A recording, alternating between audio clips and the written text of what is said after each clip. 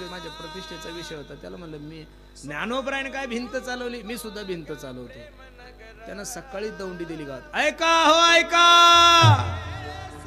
रात्रीचे कीर्तनकार हरिभक्तपरायण पुरुषोत्तम महाराज पाटील सकाळी 9 वाजता ग्रामपंचायतच्या समोर भिंत चालवणार आहे हो.